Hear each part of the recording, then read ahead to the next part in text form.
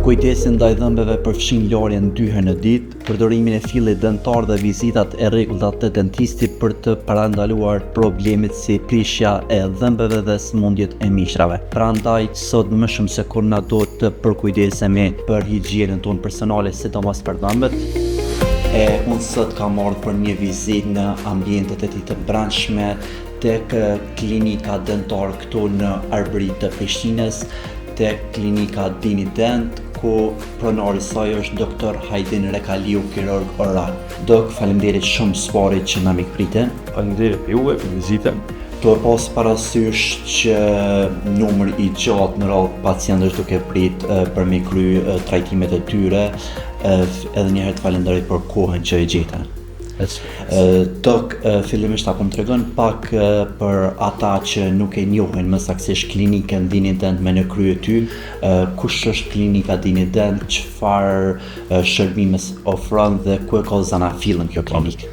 Klinika Dini Dent është klinikë e cila ka një zanafill rreth 40 vite në stomatologji, ku themelues i klinikës Dini Dent është baba, doktor Hajdin Rekaliu, i cili fillon të punon me një klinikë që ka viti 83.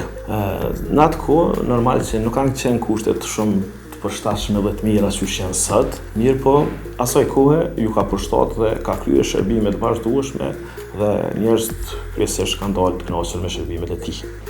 Me sa di klinika juaj Dini Dent është me traditë 40 vjeçare. Po. Ti që sa je pjesë e punës këtu? Unë pjesë e punës punoj se 15 vite, ndërsa si kirurg oral ushtroj profesionin që 8 vite. Brenda këtyre 15 viteve, cila është një punë që ke bëma me specialitet e jo që këtë rast? Kështu, ne bëjmë në ato raste kur pacientët të cilat i hupin gjitha shpresat për të bërë apo për të bërë dhëmb fiksuar. Kryesisht pa një grup e pacientëve nuk ka mundësi që protezat përpara konvencionale që kanë qenë protezat të lëvizshme nuk mund t'i bëjnë dhe i kanë humbur gjitha shpresat. Neve më falë trajnimet të ndjekur dhe eksperiencë dhe përvojës të arritur, kemi mujtë të shtrojmë kocka artificiale, kemi mujtë të lëvizim me sistemin nervor të nofullës poshtme dhe kemi kriju hapësira të nevojshme kockore duke shtruar kocka artificiale për të zaventësuar dhëmb të humbur me implante. Kështu që pacienti kur ka humbur gjitha shpresat dhe ka vizituar të klinika tjera, të cilat nuk e kanë arritur atë stad, ne kemi arritë nga ta pacienti jemi gjithherë falenderues dhe gjithherë kemi mesazhe të mira nga ata pacientë. Apo na tregon cili ka një trajnim pak më interesant ose që ty të kalon për shtypje më shumë? Trajnimet i ndjekun vazhdimisht, po muna me cek një trajnim i cili kam përfituar shumë nga ajo, është një trajnim në Budapest në Hungari, i cili nuk ka mundësuar të bëjmë trajnime apo në njerëz apo në forma të sapo vdekur.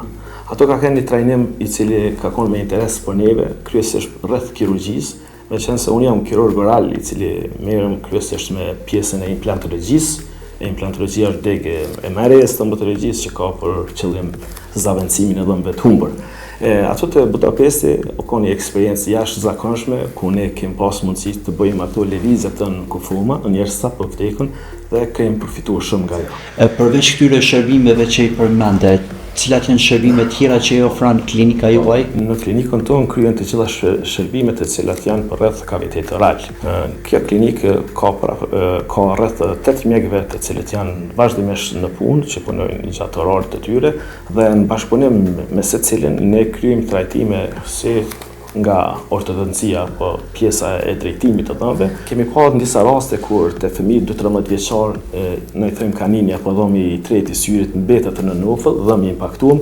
Në ato raste ne bashkëpunojmë me ortodontën, ku gjithherë mundohemi dhe tentojmë dhe realizojmë me sukses dhëmbët e impaktuar apo kaninat apo dhëmbët e tretë që jesën në nofull dhe i realizojmë ato me shumë profesionalizëm. Meqense je edhe kirurg oral dhe miresh me implantologji, përmendet shpesh në publik ky implanti dentar.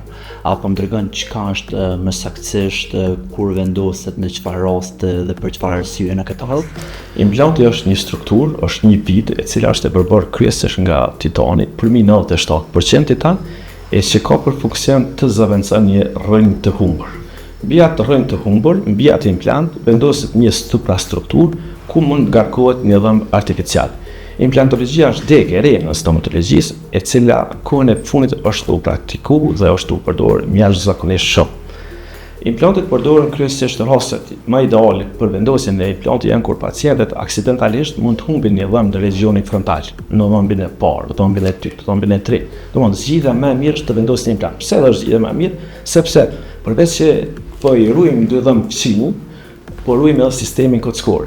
Ne kur nxjerrim një dhëmbë, nuk do të thonë se kemi humbur një dhëmbë, po me nxjerrjen e dhëmbës ne humbim edhe sistemin kockor, humbim edhe kuca ku ka qenë e vendosur ai dhëmbë. Përveç mungesës të një dhëmbë ose dy dhëmbë, me implantologji, me implante mund të zëvendësohet në tërësi vargu i dhëmbëve, i një në snofull apo i dy nofull.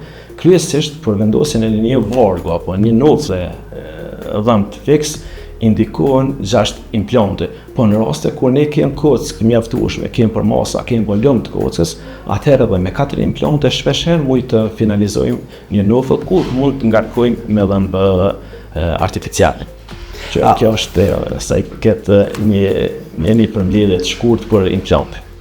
A ka pacienta që janë të interesuar shumë për këtë implantet dentare? Kohën e sotme ka jashtëzakonisht shumë se përpara nuk i kanë vendosur dhe kanë pas pak frikë për implantes si ndërhyrjes, çka është e vështirë. Edhe gjithëherë vinë me këto pyetje, por unë shpeshherë ju them pacientave se për me vendosur një implant është më lehtë se me nxjerrë një dhëmbë. Është të po më intereson për sa kohë mundet me u finalizu ky implant dentar që përmende te pacienti. Po, intervenira apo vendosja e implantit për një nofull. Nëse vendosim 6 implante, mund kryhet me një orë. Po faza e integrimit apo faza e lidhjes apo faza e osifikimit të implantit në nofull, për nofullin e lartë rekomandohet të pushohet 5 deri në 6 muaj, për nofullin e poshtë me 3 muaj. Mirë, po shpeshherë ne përdorim implante, janë implante më agresive, implante morofazike, implante të cilat ekspertët e shkenca e rekomandojnë që kulzojmë të mbi ngarkojmë menherë me dhëmbët artificial, po ajo mbahet krejtësisht prej kualitetit të kockës. Dok, sa i kushtojmë si popull rëndësi dhëmbëve? Po, si popull rëndësi dhëmbëve viteve të fundit kushtohet shumë a shumë, sepse unë kam rrit në shtëptëm për 15 vitet kur veç fillova karrierën, pak pacienta ka pas kur ka ardhur në karrikë dhe ka thonë, doktor, unë sot jam vetëm për një vizitë për çefi. Në parë një gjendje time se syshi kam dhëmbë. Tani në ditët e sotme, unë vrej dhe kam rastet përditshme kur pacientët pa dhimbje, pa ankesa, vinë në klinikë dhe thonë, doktor, unë sot kam ardhur ta bëj një vizitë të çfarë, a kam nevojë në internet me bë këtë dhëmbët mi. Që kjo është një shenjë mirë që na po vëdisëllon dhe po realizojmë që të kemi një sistem dentar të shëndosh dhe mos të vinë dhe një gjendje ku vështirë të kthehemi dhe të rikuperojmë. A është i konkurrent dini dent? Nuk di çfarë them për ato, se nuk mund të flas shumë për veten, mirë po mund të flas se vazhdimisht kemi pacienta të kënaqur me shërbimet tona dhe kemi falënderime të shumta dhe nga ato falënderime të cilat marrim për ditë, unë mendoj se jem duke kryer shërbime të mira dhe pacientët pëndohen për ditë kënaqur nga klinika jonë. Edhe në këtë rast ty padyshim të vojnë me ndi krenar.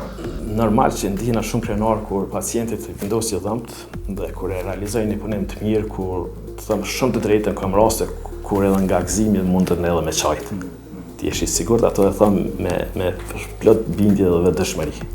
Dok, në për klinika tjera kam pa që pranojnë shpesh VIP fytyra publike në këtë rast, por ajo që çka më ka pengu më shumë ti është që i trajtojnë pak më veçantë se sa qytetarët e rëndom.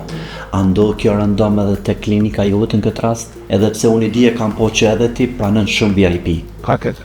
Të them drejtën, profesioni i mjekut nuk do të ketë atë synim për të të ushtruar profesion, a është VIP, a është një qytetar i mesëm, a i oltës. Të gjithë pacientët, pavarësisht race, gjinie, të gjithë pacientët e na marrin shërbimin e duhur dhe marrin shërbimin më të mirë të mundshëm.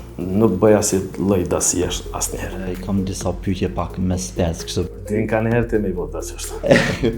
Cili është mashtrimi më i madh në industrinë dentare që shumica e njerëzve nuk e dinë? Nuk mendoj që është mashtrim, mendoj që nëse punohet një punë pa nevojë të pacientit në shërbim dentar, mund me konsideru mashtrim, po nuk e di për çfarë aspekti po pyetjen e kuptoj. Këtë intervenim që bëhet nga mjeku, ku është e nevojshme, Nuk mendoj që është shërbim, po nëse bota ashtu gryen dhëmë të shëndosh, ai mendoj që mund të me konë mashtrim. A është e vërtet që disa dentistë qëllimisht nuk i rregullojnë dhëmbët siç duhet në mënyrë që të kthehet prapë pacienti? Nuk e mendoj që ka dentist që është aman dentist dhe mendoj që e bën një punë me përkushtim të mirë, që mundet me konë në atë nivel që të lënë një dhëmë keq që mu kthy pacienti prapë. Kështu që nuk e mendoj. Sa shpesh i egzagjerojnë dentistët nevojat për ndërhyrje vetëm për të fituar më shumë para? Të them drejtën, kryesisht klinika jonë ju rekomandon pacientave të kryejnë shërbime të nevojshme. Të them shumë drejtën dhe me një sinqeritet plot, kam shumë raste ku vinë me klinikë, unë i shoh që i ka dhënë perfekt, i ka mirë, po i pengon pak ngjyrat edhe thotë po du me i vesh me Hollywood smile. Kështu që shumë pacienta kom kthyer në atë mënyrë se s'kam dashur që jam unë që të dëmtoj strukturën e dhomit që është e pazaventësueshme dhe në asnjë mënyrë pavarësisht materialeve që punohet. Në asnjë mënyrë struktura e dhomit natyral nuk mund të zaventësohet me këto artificiale, a vinirse, maksa me diçka. Kështu që unë kom pas raste shumë që kom kthyer, që kom këshilluar dhe dikush e ka ndëgjuar këshillën tem, dikush ka shkuar dikon tjetër i ka bëu, kështu që si mjek ne kemi bënë vetim që çdo pacient të trajtuar ashtu që çdo trajtuar me përkushtim të veçantë dhe mos të bëjmë asnjëherë gabime, vetëm që japim shëndet sa më të mirë për të gjithë pacientët. A është e vërtetë që disa pacientë ndihen të detyruar të vendosin aparate dentare edhe kur nuk u duhen vërtet? Ashtu thash që kam pacienta që nuk i kuptojnë shumë rëndësinë e dhomit, sa që unë po du me vesh dhëmë, vesh nga korreshtja, pse ka një standard të mirë dhe po du me vesh, mirë po unë thëmë që ata pacientë që cilët nuk kanë dhimbje, kanë varg të plot dhëmbe, përveç që është një ngjyrë pak e mbyllën apo në anomali në formë të rënditis, thuaj ashtu të shprehna, nuk janë të rënditur në hark të mirë, kështu që ka opsione të tjera jo me vesh. Kështu që struktura e dhomit është e pazaventësueshme, kështu që ata pacientë s'kisha rekomanduar më marrë në klinikë që dojnë vetëm të veshin se i kanë mirë dhëmt. Yes. A i dallën pacientët që gënjejnë kur thojnë se i lojnë dhëmbët 2 herë në ditë? Po shumë shpesh se ne i dallojmë dhëmbët, se dhëmbët pacientët e cilët mojnë dhëmbë mirë nuk e kanë atë stresën, atë pllakun dental që e quajmë ne, por rreth mishit të dhëmbëve në nivelin e gingivës, kështu që rekomandohet që të pastrohen dhëmbët mas çdo ushqimi. Mirë, po unë them se mbrëmja është patjetër të bëhet pastrimi i dhëmbëve, gjatë ditës ne mund të shërbejmë me pemë perime në çm sakush, e cili kryen një farë funksioni vetë pastrues. Mirë, po mbrëmja para se me flajt është mirë të pastrohet 2 deri në 3 minuta, të përdoret pemë dentar, të përdoret brusha, të rrohet brusha 2 deri në 3 muaj, kështu që kur të pastrohen dhëmbët mos të shpërlahet shumë goja, mbetet pak ato pasat, ato gargaret e ndryshme që janë për shpërlarjen e gojës, se ato kanë një farë efekti baktericid që shkatrojnë bakteret dhe nuk lejojnë bakteret të dëmtojnë strukturën zmaltit. E kam edhe në pyetje të kjo pyetja e larjes së dhëmbëve, ekziston gjithmonë dilema se si do të lahen dhëmbët, disa mendojnë që drejt, disa në mënyrë rrethore. Është teknika e larjes së dhëmbëve apo e pastrimit të dhëmbëve, gjithëherë ne do të manipuluar me brushë në atë mënyrë që ushqimet i largojmë nga hapësira e dhëmbëve, nga hapësira mes dhëmbëve. Kështu që nëse bëjmë veç këtë larjen horizontale, kjo do të thotë që ne po futim ushqimin më shumë mes dhëmbëve që të bëjmë një farë larje jo krejt rrethore me një shkallë. Qëllimi është që ushqimi të largohet, po patjetër edhe peni dentar të përdoret gjithëherë. Pse disa njerëz nuk kanë asnjë problem me dhëmbët, edhe pse nuk kujdesen mirë për to? Po unë kam pas raste dhe kam klinikë që vizitojnë me mosha të ndryshme, me mosha të shtyra, të 85, 70 vjet që kanë një shëndet mirë, kur vinë në dhëmbë vinë kryesisht intakt, pa prishje.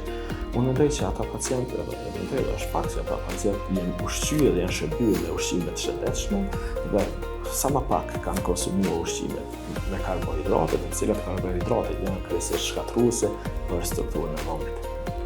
Atëherë ka që kishim kohën e rezervuar me Dok dhe një herë të falenderoj shumë për këtë bashkëbisedë. Faleminderit për juve, jeni të mirësor,